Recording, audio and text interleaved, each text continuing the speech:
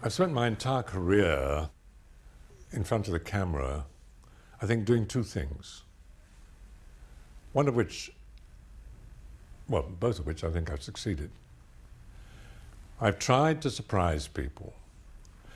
I've tried to do something unconventional that they don't expect. I've tried to say or do something, somewhere, which makes people sit up and think, ooh, that was funny, let's say, or that was amusing, or what a sense of humour, which of course happened in the Bond movie, The Man with the Golden Gun. Scaramanga has a great sense of humour. It's lethal, but he has a sense of humour. So, not an ordinary thug, you see. There's the difference. Unexpected, unconventional. Same thing in Theatre of Death. You think this man is a ruthless tyrant in the theatre. You think he is, but I surprise people by not being the character that they think I am. I have quite definitely proved a great many people wrong. The people who said, you're too tall to be an actor, you're too foreign looking to be an actor, you only do horror movies, you can't escape from Dracula. Some idiot put that in the paper on Sunday, like they never write about Sean without referring to him as 007, or Roger Moore, always. So you ignore it, and simply isn't true. It doesn't annoy me. I think it's pathetic. So I'm proving people wrong all the time. The person who wrote that bit in The Independent on Sunday, last Sunday, as a headline to the piece, they said Christopher Lee cannot escape the curse of Dracula. The person who wrote that is never going to be able to escape the curse of being thought a complete idiot for having written something like that, because it isn't true. And the proof is on the screen. I have been on record, and I continue to say it, that, in my opinion, in the case of the Dracula films, because there was this demand, they just kept going.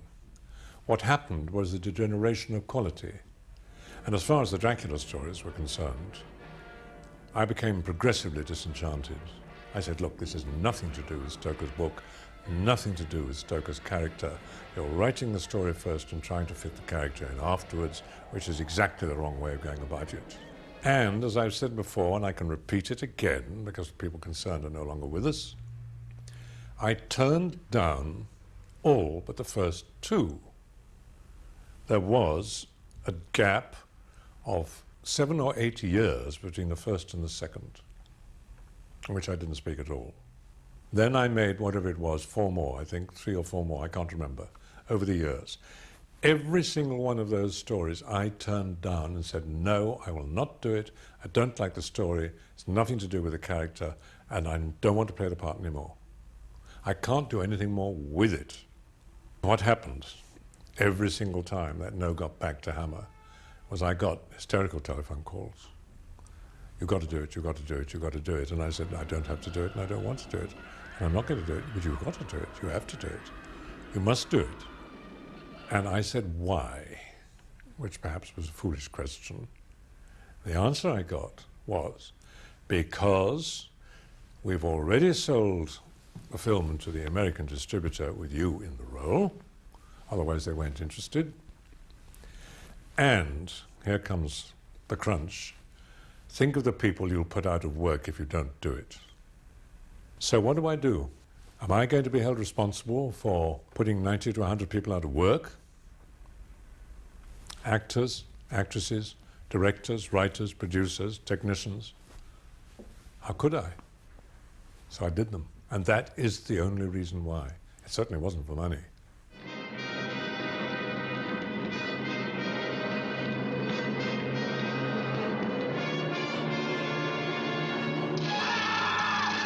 Well, some of the films have been accepted as classics, I gather. I wouldn't have thought the last two, but maybe the other 2 or 3 were obviously entertaining, were very well accepted, very well received, and the audience enjoyed them. I have to be honest and say that I didn't. Take a look at yourself. Look at that makeup. It's ridiculous. That eyeshadow, it's grotesque.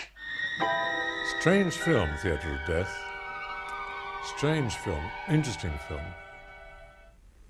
What really appealed to me about it at the beginning was the fact that the director, Sam Galoo, informed me that he had sung tenor with Toscanini. So, of course, off we went into opera right away. We sang at each other all through the film. It might have been a better movie, actually, but we did. And so we had very much in common, and it was all opera and singing. And he would sing something, I would sing something. It's amazing we got my work done. I have nothing but happy memories of it, of the company, my company, in the film, all lovely people. Dear Jenny Till, a beauty, who went on to work for Cameron Mackintosh. That was the last time I saw her, some years ago. And Lelia Goldoni, I think. And of course, Julian Glover, who's one of our major actors now. Julian has not only done some very big pictures, played some major roles in them, but of course he's done an enormous amount of work as a major classical actor in Shakespeare, in the theatre, which is more than I've ever done. You surprise me. Flicker of lights, puff of smoke. There you are. Don't tell me you've seen that too. Dear Evelyn Leigh, now there was a legend. Or Boo Leigh, as she was called, I have no idea why, was one of the great figures of the English theatre. She was an excellent actress. She was in a lot of light comedies. She was in a lot of musicals. Absolutely enchanting. And a legendary name. I mean, really, a legendary name. Do you think it wise to place so much responsibility on someone so inexperienced? My dear madame, if I didn't think so, I wouldn't have done it. I was very much in awe of her, as anybody could understand, and she was very sweet. And she must have been then in her middle 80s, or thereabouts, but you wouldn't have known it, because word perfect, full of energy, lovely, lovely lady. I think most of the credit should go to our director, Philip Darvis. And I played this rather bizarre character. I played a few. And he's the director of a theatrical group who bullies people, who's a bit of a tyrant. And he scares the life out of his company by apparently threatening them, all sorts of things. I suppose you realize I could ram this right through your delicious little stomach, do you? Please, you're hurting. And, well, of course, he is a red herring, a very acceptable one. So everybody thinks that he is the killer.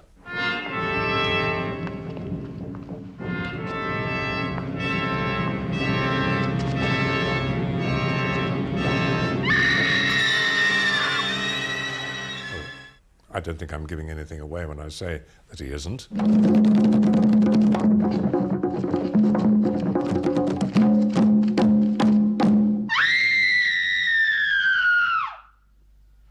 Yes, the Lyric Theatre, Hammersmith, indeed, yes, where the theatrical scenes were shot there, yes.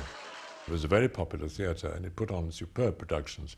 I used to go and see Donald Woolfit and his company in the Lyric Hammersmith. He used to say that the theatre of death was his life. And indeed, why not? After all, the theatre is full of paradoxes. I intend to make it my life also.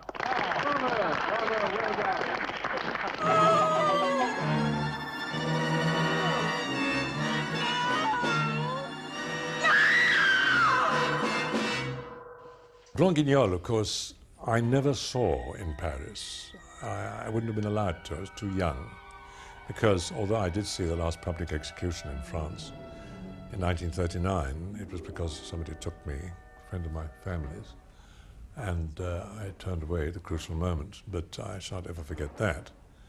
Grand Guignol, Big Guignol, was of course the theatre of horror, of real horror, not just of death, but the most appalling things happened.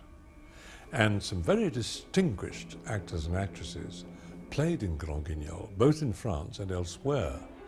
The theatre was in Paris, and people flocked, you know, right, rather like spending the whole night in the Chamber of Horrors in Madame Tussauds. Can you do it? Will you survive it? Will you remain sane? People fainting in droves, I know that's true. Because I've read a lot about Grand Guignol. I've read about some of the sketches they put on. I've read about some of the things they did. Absolutely appalling, putting people's eyes out with red-hot needles and things. I mean, you can imagine this in the 30s. Far worse than anything that's ever been seen on the screen. Terrible scenes of torture, blood all over the stage, mutilation, decapitations, everything. And this was done in public, in the theatre, in Paris. And people flocked. So tastes haven't changed all that much.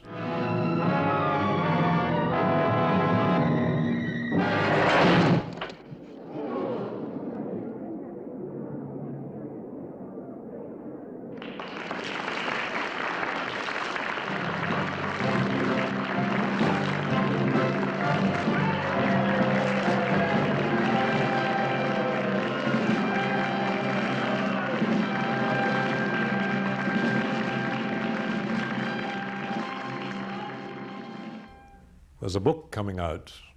The title of the book is The Authorized Screen History of My Films. It's written by Jonathan Rigby, who has done a superb job. Has all my sympathy when you look at some of the films that he's had to look at. And the foreword, and this I understand is a first ever, is by George Lucas.